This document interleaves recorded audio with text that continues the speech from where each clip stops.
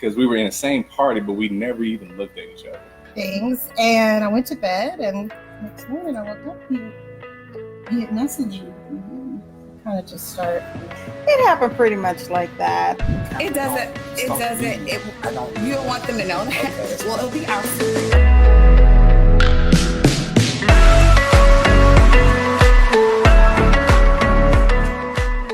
Well, I love this term. I've heard this term before, and it's like, I'd rather fight with you than make love to anybody else. And that's real talk, because that's what it could boil down to. Because if you keep fighting and if you don't look at the fact that I don't want to lose you, because that's what it is. At the end of the day, that's what it is. And people are at that place now where they're just not, I think that women have been empowered. I think that, all of us, because of what we live in, men may feel they have more choices, whatever, but the bottom line is nobody's taking it anymore. People want happiness. You got a lot going on in the world that you work in. We have technology now. So everything's very fast paced. And the workforce is too. So when you come home, that's your sanctuary. And if it's not right, it's like, I don't want to be here because this is my peace. So it's like, we can either choose to make this work and be good to each other, that we want to come home to each other. I can't wait. I'm rolling in the driveway on 2 wheels because I can't wait to get in here and see you. Or then I will find my own, but I mean, it's got to be a united, it's got to be something that you both want together and that you fight for what you have, opposed to fighting each other. And that's a great answer. I'm sitting here thinking, because I really didn't want to get clinical. I don't want to, but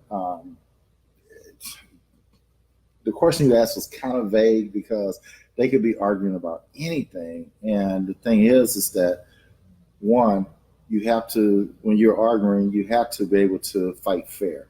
So you have to set boundaries when you're, before you even get into any arguments. Hey, we know it's going to come up. We need to be able to put ourselves in a position where, okay, we have kids here. We don't want them to see us arguing and things like that. We have to set boundaries and as far as what we're doing. So one, we're not going to argue in front of the kids. I don't care how heated it is. Or we're not going to argue if we're both mad. You see what I'm saying? So you have to establish these boundaries. You have to establish these protocols for, making your marriage work. What? I saw this other day. This is so great. I don't know if you guys have ever heard of it. I just saw it, so we're going to try it. The only way you can have a fight is you have to strip naked and get in bed together, and then you finish the argument from there. I think it's great. I think it's great. I think it's one. Is this a PG show? I think that's great. I'm listening to you. Just start stripping. Both get in bed, and you have to finish the argument. I really think. One thing that I can truly say, like he said, when you get into an argument, never leave home. You stay there, because when you leave home, you're going to have whomever on that end telling him one thing, whoever's on this end telling her one thing, and it just creates more confusion. Then when you all get back together, this family is mad at him, this family is mad at her. So the key to our relationship that I can truly say is we never have ever left home when we've been in a fight. We've never stayed away from home when we've been in a fight. And that's the key. Keep your business within your household. Taught me a lot about myself at work. And I tend to, this work is so stressful, I tend to carry that on at home, bring it home, because I'm so mentally tired by the time I get home of, smiling when you don't want to smile. So when I finally get home, I get to just be myself and not smile and not engage. For me, I just think just being a better wife is trying to leave my work at home and then come and just truly trying to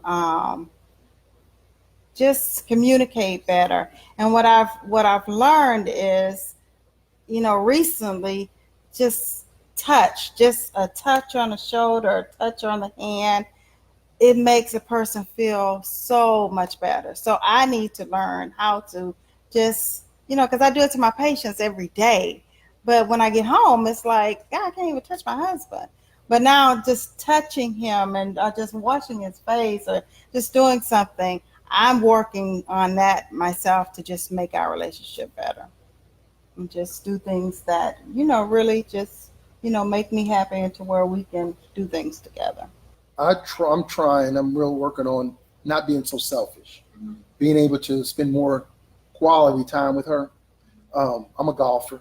She knows I love golf. So Saturday mornings I'm gone. And then I used to come home and be a little tired. But what I realize is that maybe Friday night or and then some days I may not play golf and we may go have breakfast, a brunch, hang, let her walk around the mall. We stroll together. Let her do some of the things she likes to do. And I've started to see that it makes me happy watching her being happy.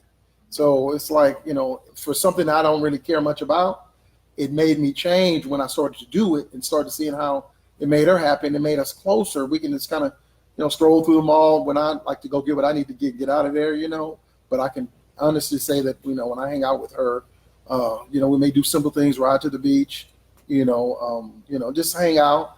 And I know that if something were to happen, because like she stated, we work at MD Anderson, we see a lot of sickly people.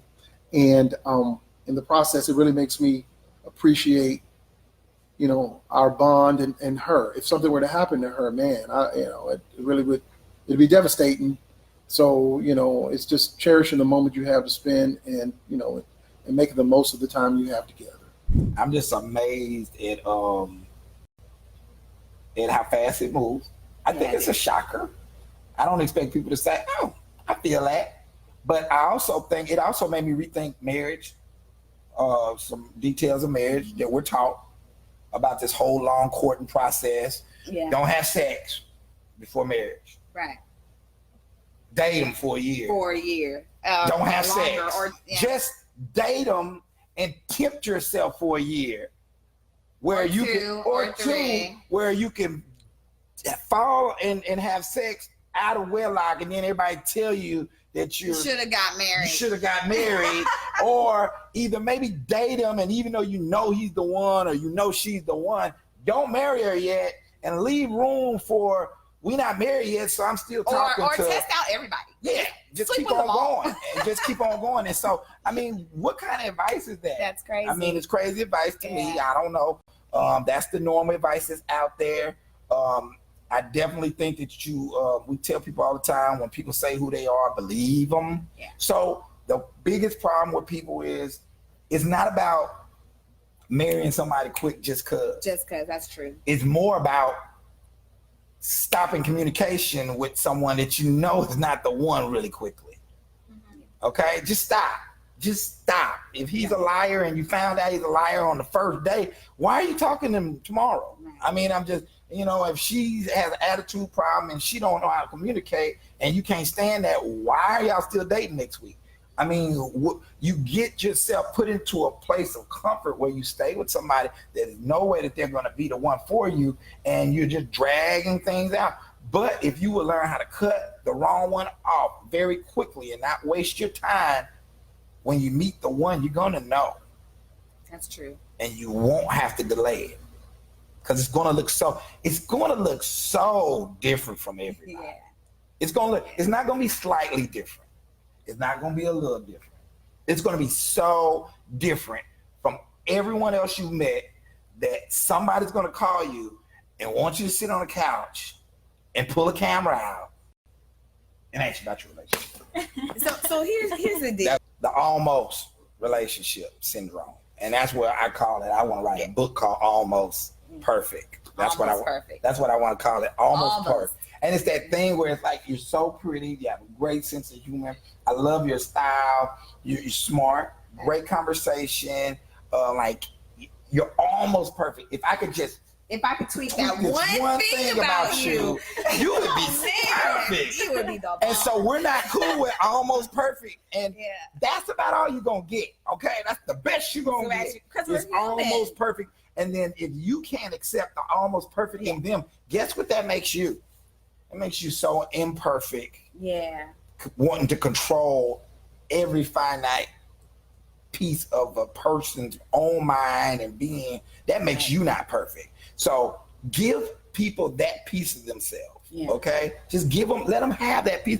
If they aren't majority of what you're looking for, guess what? That's not the person for you. Right. Stop trying to change people. Find a person that actually is compatible. Yeah, Stop trying to build a bear. Build a mate. Yeah. Build a mate. Build a woman. Build a man. Stop trying to build. You can't build them. Yeah. You can't change your own mind about situations. You can't change your own habits about things that you've been very difficult to do. Promising yourself you was gonna quit for years. So how? Habit you said you gonna start. I'm gonna start working out again tomorrow. Right. Been saying every that. Monday. I've been saying that for years. Every Monday. Haven't done it yet. So I can't change my own mind. So how am I gonna change a whole person? It's not realistic.